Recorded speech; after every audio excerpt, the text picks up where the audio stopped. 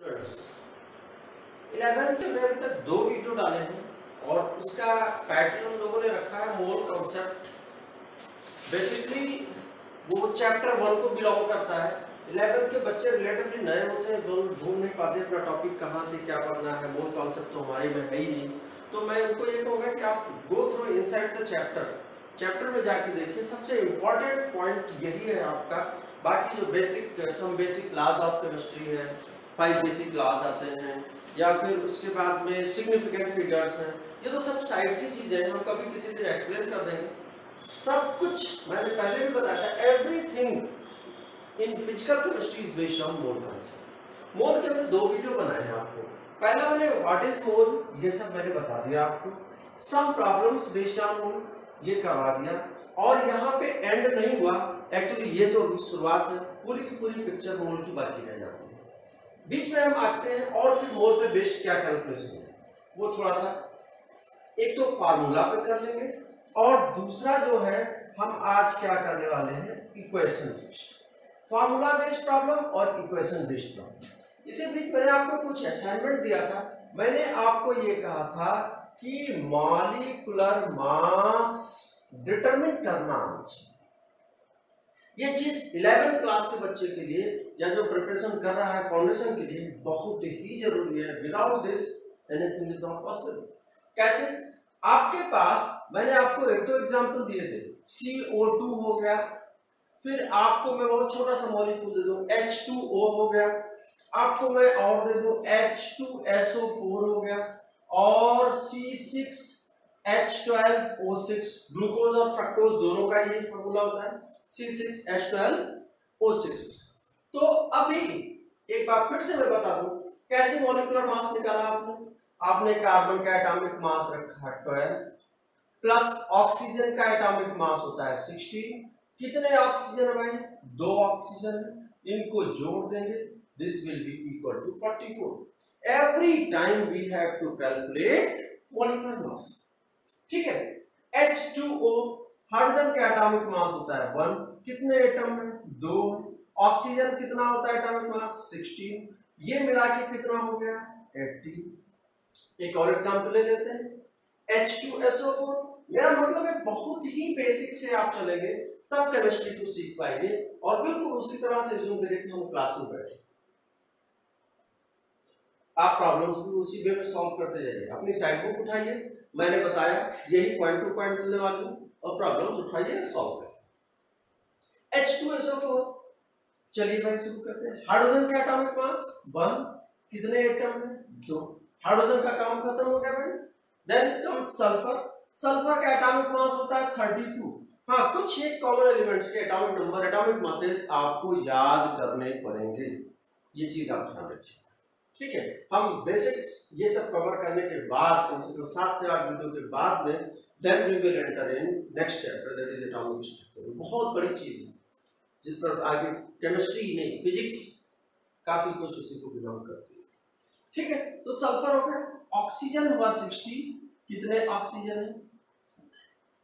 जब आप इसको जोड़ेंगे तो आएगा 90। ठीक, एक और एग्जांपल ले लेते हैं। C6H12O6, मैंने बताया ये क्या है, ये ग्लूकोज का फार्मूला है, और यही जो है वो फ्रक्टोज का फार्मूला है। ग्लूकोज का भी है, ये फ्रक्टोज का भी है। C6, कार्बन का एटॉमिक मास 12, कितने एटम? 6। C6 9 over 9। हाइड्रोजन, उसका एटॉमिक मास है 1, कितने एटम है? 12। That's very simple. ऑक्सीजन, इसका एटॉमिक मास कितना है? 16, कितने हैं? 6। ठीक, आप इसको जब सम टोटल करेंगे ये 180 आएगा। ठीक है, तो ये कुछ तरीके हैं जो मॉलिक्यूलर मास आपको जरूरत पड़ती रहती है। फिर भी हम, मेरा कॉन्सेप्ट नहीं अलाउ कर रहा कि हम आपको अभी पिछला कुछ स्किप कर लें, इसीलिए पिछला भी बैक भी आपको रिव्यू जरूर एक बार करवा दूंगा चाह रहा हूं। मैंने बताया था व्हाट इज मोल। मोल जो है वो मैंने क्या बताया था? नंबर। सिंपल मोल क्या है? नंबर है, और वो नंबर कितना है? जैसे 1 दर्जन में 12 ऑब्जेक्ट, वैसे ही 1 मोल में एक मोल में 6.023 इंटू 10⁻23 ऑब्जेक्ट्स होते हैं। ठीक है भाई, ये चीजें हो गई। अब कहां से आया ये मैंने बता दिया, डेफिनेशन में सब कुछ क्लियर थी। थोड़ा सा बैक में जाइए, पुराना वीडियो देखिए, कंफर्म हो जाएगा।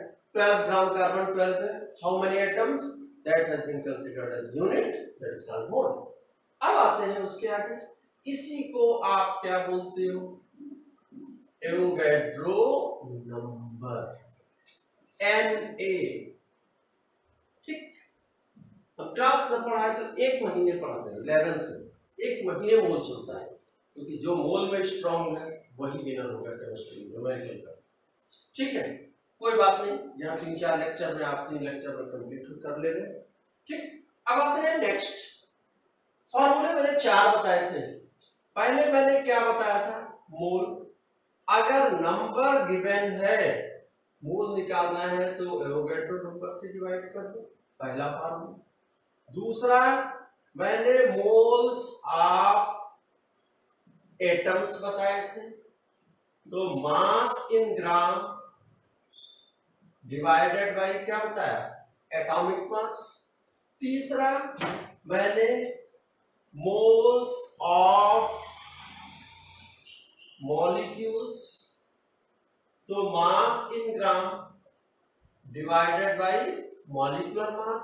चौथा एक और फॉर्मूला बताया था भाई, चौथा फॉर्मूला जो था वो किसके लिए था, गैसेस के लिए था। ठीक, तो मैंने कहा था कि मोल्स ऑफ गैस, तो अगर उस गैस का वॉल्यूम एसटीपी पर दिया है और लीटर में है, तो उसको 22.4 से डिवाइड करेंगे। This was the rapid review of previous videos. सबका कंक्लूजन यही है, पूरी दुनिया इसी में है, जिसको आपको नोट करना है। ठीक है, अब हम जहां पर आज का डिस्कशन लेके आ रहे हैं उसको थोड़ा सा देख लेते हैं। मैंने बताया मॉलिक्यूलर फार्मूला। अब हम जरा फार्मूला के बारे में कुछ डिस्कस कर लेते हैं। फार्मूला के बारे में क्या, जो फार्मूला है वो मॉलिक्यूल या एटम को डिनोट करता है। अब यह फार्मूला दो तरह का हो सकता है, एक को बोलते हैं मॉलिक्यूलर फार्मूला और दूसरे को एम्पिरिकल फार्मूला। वैसे जब आप ऑर्गेनिक में पढ़ेंगे यहाँ तो कुछ और बताएंगे, स्ट्रक्चरल फार्मूला, स्ट्रक्चरल हो गया, कंडेंस्ड स्ट्रक्चरल हो गया, कैसे रिप्रेजेंट करते हैं, एक्चुअली वो रिप्रेजेंटेशन को दिखा रहा है। पर यहाँ पर हम दो पढ़ रहे हैं, क्या, मॉलिक्यूलर फार्मूला और एम्पिरिकल फार्मूला। मॉलिक्यूलर फार्मूला जो होता है वो क्या है कि this indicates number of atoms in a molecule actually present। जैसे है वैसा ही शो करता है। जैसे आपको मैंने बताया C6H6, बोलोगे भाई क्या है ये, बेंजीन का फार्मूला है, बेंजीन C6H6। अब एम्पिरिकल फार्मूला क्या है, ये क्या इंडिकेट करेगा, ये इंडिकेट करेगा simplest whole number ratio of atoms. Atoms का होल नंबर रेशियो रिप्रेजेंट करने वाला है। होल नंबर रेशियो कैसे, जैसे बेंजीन है C6H6, अब इसको अगर हम सिंप्लीफाई करें तो 6 से डिवाइड कर दें, 6 से डिवाइड कर दिया तो ये क्या हो गया CH। ये C6H6 ये MF है और CH क्या है EF, एम्पिरिकल फार्मूला।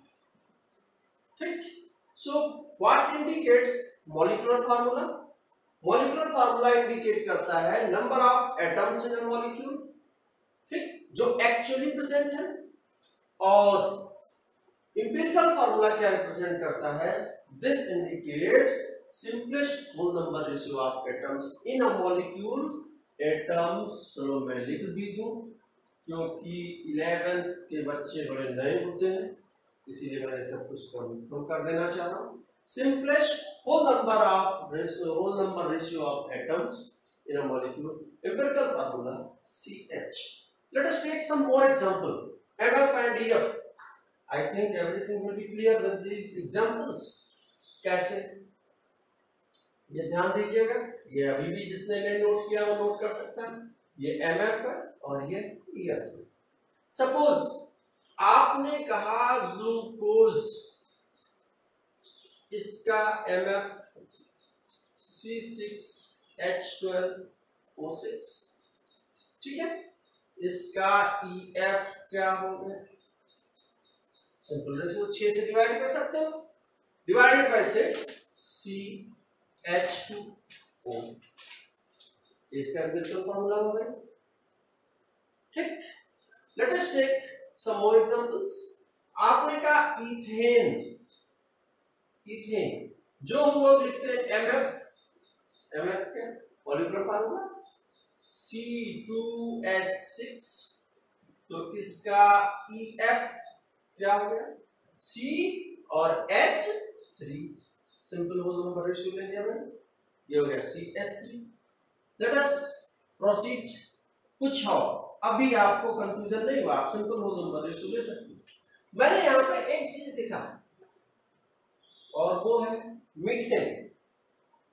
मीथेन इसका जो MF है यानी मॉलिक्यूलर फार्मूला है वो CH4 है।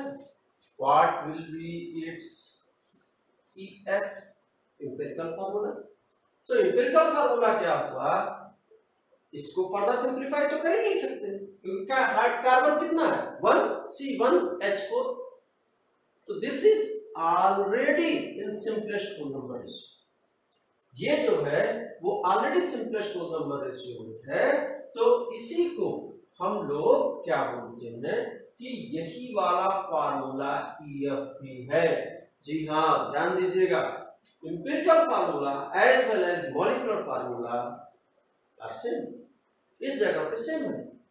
और भी जैसे आपने कहा वाटर, तो वाटर का EF और MF क्या इंडिकेट करेगा?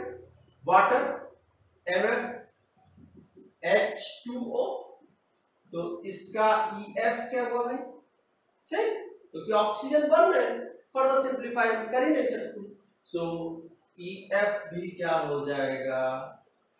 H2O, ठीक है। सो MF और EF में एक रिलेशन निकल के आया होगा, वो क्या है भाई? MF is equal to EF whole times N। कैसे? EF से 6 टाइम्स किया तो MF बन गया, EF से 2 टाइम्स किया तो MF बन गया। अब आप बोलोगे यहां पे क्या? यहां भी है, 0 टाइम्स नहीं बल्कि क्या है? 1 टाइम्स किया, 1 टाइम्स किया MF बन गया, ये 1 टाइम्स किया MF बन गया। So MF is equal to EF whole N, जहां पर N की value 1 2 3 4 and so on whole number है, ये निकाल सकते हैं, ठीक है। अब मैंने यहाँ पे टॉपिक का नाम रखा है स्टोइचियोमेट्री। आपको थोड़ा सा डिफरेंट लग रहा होगा, यार ये कहाँ बुक में कभी तो शुरुआत नहीं किया, फार्मूले में कौन सी स्टोइचियोमेट्री? बिल्कुल है, जहां पर नंबर रेशियो आया उसे हम क्या बोलने वाले हैं? Stoichiometry of atoms. इनका जो रेशियो है क्या है भाई? 6 एटम्स ग्लूकोज में, 6 एटम्स कार्बन के, 12 हाइड्रोजन के, 6 ऑक्सीजन के, 6 12 6, ये रेशियो फिक्स है। What is this? This is mole ratio, ये मोल रेशियो फिक्स है, ठीक। एक और चीज हम आपको बता दें, वो अभी यहीं पर क्लियर कर लीजिए, बाद में क्या है कि ये बेसिक्स क्लियर करने में ही ज्यादा वक्त लगने वाला है, क्वेश्चन इससे क्लियर होते हैं। अगर हम MF तो निकाल चुके हैं, इसका MF मास निकाल दें तो अभी मैंने कराया था, शायद आपको याद हो, 180। EF मास अगर निकाला, EF मास अगर मोलिकुलर फार्मूला मास निकाला तो कार्बन का 12, हाइड्रोजन का 1 into 2 और ऑक्सीजन का 16। दिस इज कितना हो गया भाई, CH2O 28 और 2 30, दिस इज 30। ठीक, so if you want to get the value of N, तो N is equal to molecular mass divided by EF mass, empirical formula mass, यानी कि 180 divided by 30, what is this, 6। और ये ratio यहाँ पर clear आपको दिखाई नहीं पड़ रहा है, यहाँ से यहाँ मैंने कहा कितना, 6 times।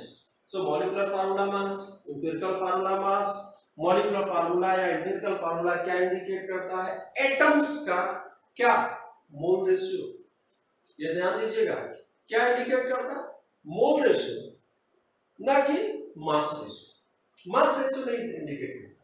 कैसे, हम अभी कुछ और आगे बात करें, हम मास रेशियो भी निकाल सकते हैं, हम फ्री है, हम लोगों को तो पास मोल तो अब आया है, पहले हम ग्राम किलोग्राम इसी में कैलकुलेशन करते थे। मास रेशियो या मास परसेंटेज हम आराम से निकाल सकते हैं, इजीली निकाल सकते हैं। तो एक टाइप की प्रॉब्लम ये भी आती है, molecular formula mass, empirical formula mass, N की वैल्यू, अभी आगे क्वेश्चन आते हैं इस पे, उसको भी करवाएंगे। लेकिन अभी यहाँ पर एक और चीज है, वो आप देख लो, mass percentage of atoms in molecule, किसी मॉलिक्यूल में मास परसेंटेज ऑफ एटम्स, ये भी डिसाइड करना होता है। ठीक है, कैसे, आपने शुरू किया क्या, सपोज करिए आपके पास है CH4, मैंने बताया मॉलिक्यूलर फार्मूला CH4 है, एम्पिरिकल फार्मूला CH4 है, सेम है।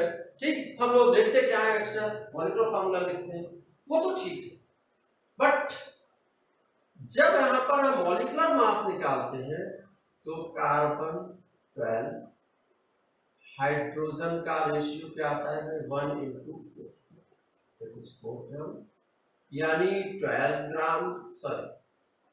ग्राम कार्बन और 4 ग्राम हाइड्रोजन मिलकर ये बनते हैं 16 gram. This is equal to 1 mole of methane यानी CH4। CH4 मॉलिक्यूलर मास 16 है, इसका मतलब मैंने बता दिया, एक मॉलिक्यूल का 16 AMU, एक मोल मॉलिक्यूल का क्या 16 ग्राम, याद रखिएगा, एक मॉलिक्यूल का 16 AMU और एक मोल मॉलिक्यूल का क्या 16 ग्राम। ठीक है, ये आप याद रखिएगा। चलिए 16 ग्राम हमारे लिए थोड़ा आसान भी है, हम कैलकुलेशन करते हैं।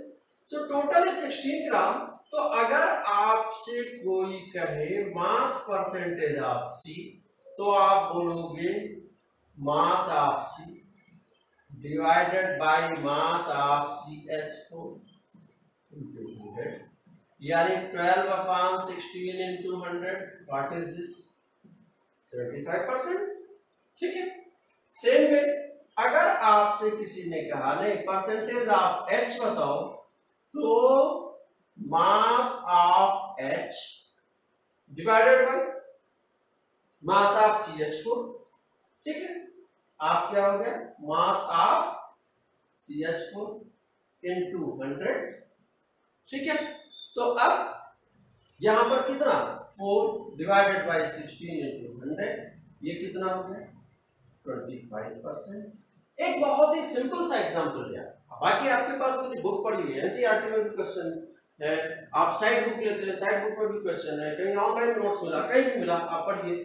ठीक, तो ये ठीक, तो एक टाइप की प्रॉब्लम क्या हुई कि मास percentage of atoms in a molecule आपको डिसाइड करना है। ठीक, अगर आपको कोई बोल दे, ये तो सिंपल सा क्वेश्चन हुआ, बट आपकी थिंकिंग कंपटीशन लेवल की होगी। अगर आपसे कोई कह दे नहीं हमें मोल परसेंट बता दो भाई, ये प्रॉब्लम तो बुक में है, करवानी है, बहुत सारी चीजें आती हैं। आपको किसी ने कहा कि नहीं मोल परसेंट बतानी, तो उस मोल परसेंट को भी देख लो, हमें तो परसेंटेज निकालना है, घबराने की जरूरत नहीं है। ठीक, कैसे कैसे करना है?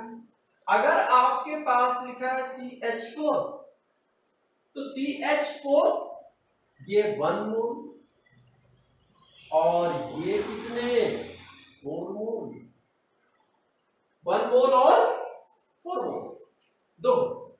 ठीक, तो अब आप निकाल सकते हो कि कार्बन का मोल परसेंट कितना होगा।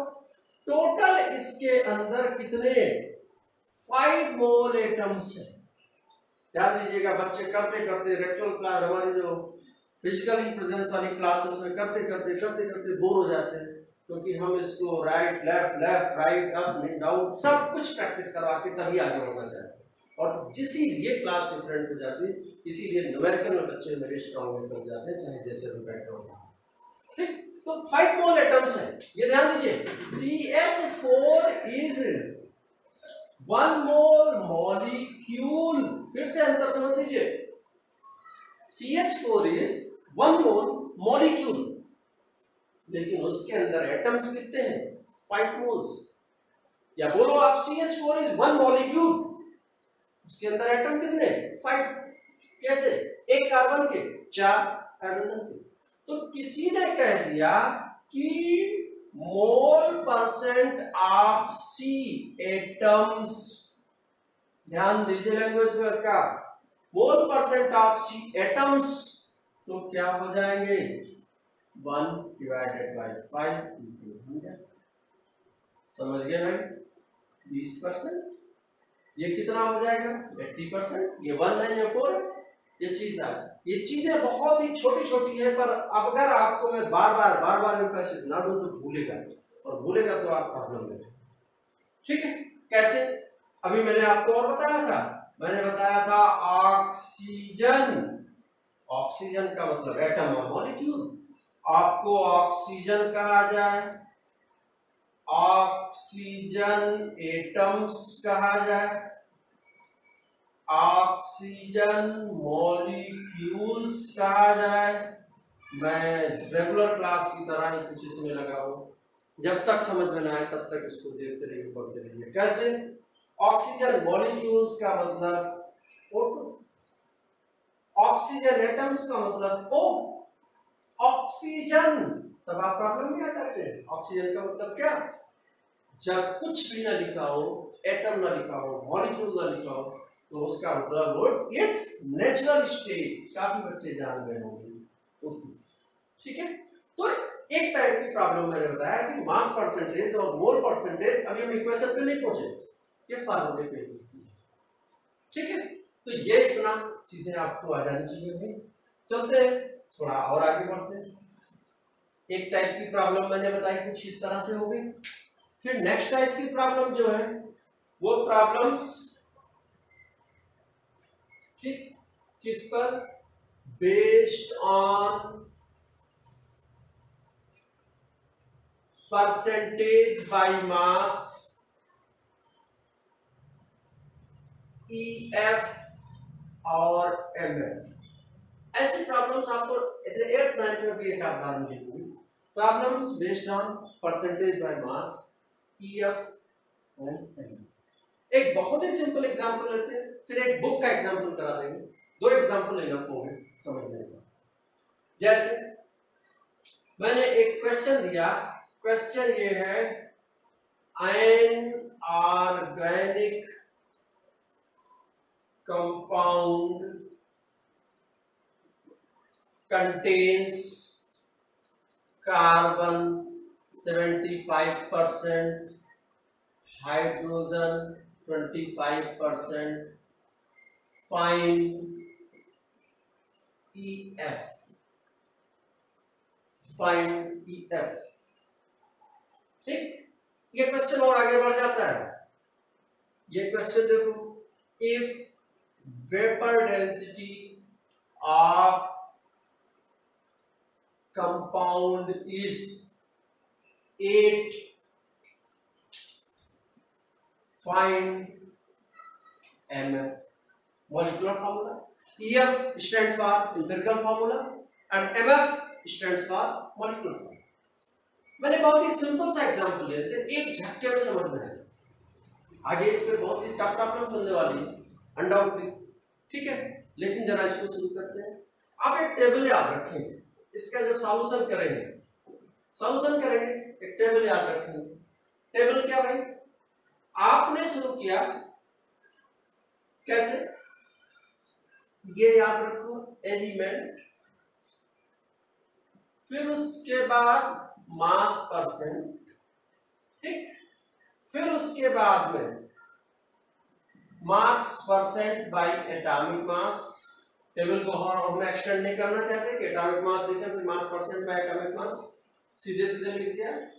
फिर उसके बाद में ratio, mass percent by atomic mass, ये क्या आ गया, mole ratio.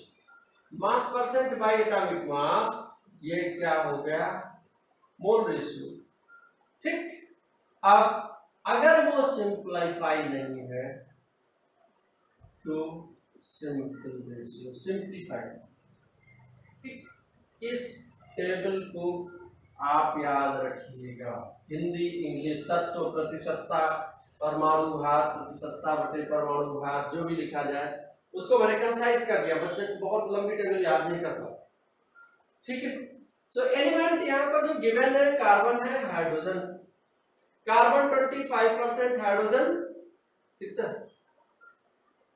Carbon 75%, sorry 75%, carbon 25%।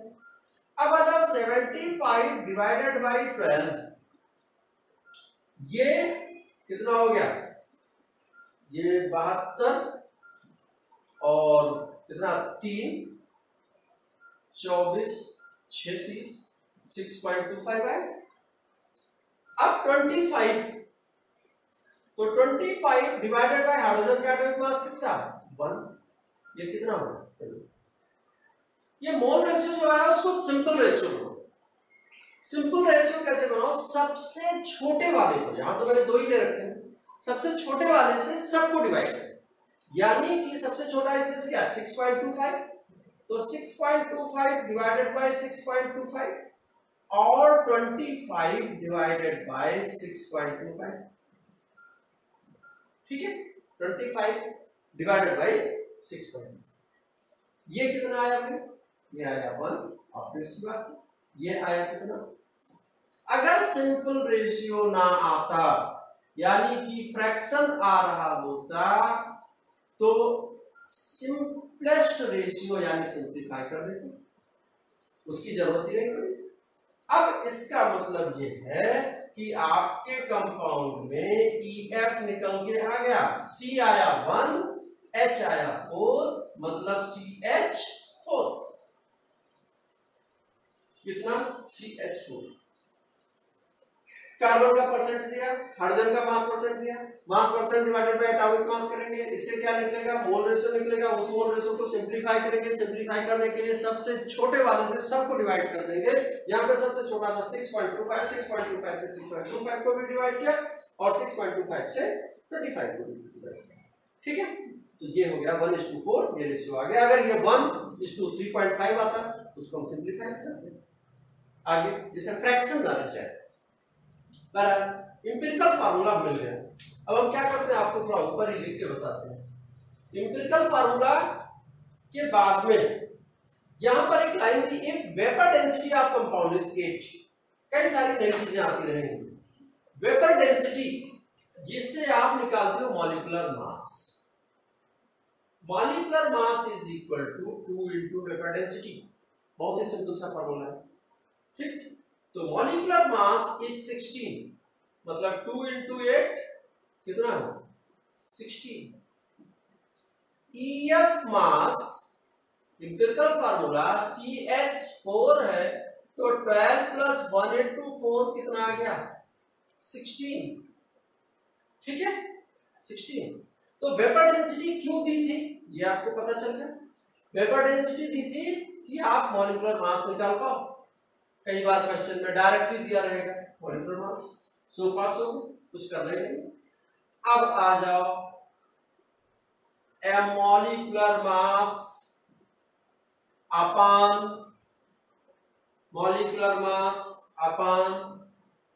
EF mass equal to n बताया था भाई। तो 16/16 equal to 1 equal to n, और molecular mass sorry mf molecular formula mf is equal to EF का whole n यानी CH4 का होल 1 यानी CH4। इसका मॉलिक्यूलर फार्मूला भी वही और एम्पिरिकल फार्मूला भी वही। ध्यान दीजिए, वेपर डेंसिटी दी थी, उससे मॉलिक्यूलर मास निकाल लिया। हो सकता है मॉलिक्यूलर मास डायरेक्टली दिया हो, उसके बाद में एम्पिरिकल फार्मूला से एम्पिरिकल फार्मूला मास निकाल लिया। Molecular mass divided by empirical formula mass, step by step आप रट लीजिए। स्मॉल n की वैल्यू निकल आई, n की वैल्यू बाय चांस यहाँ पे 1 आई, mf is whole 10 times of EF निकाल लिया। एक सिंपल सी प्रॉब्लम हमने किया, ठीक है। और पॉज, तो सिंपल सी प्रॉब्लम हमने किया। एक और आपको बताते हैं,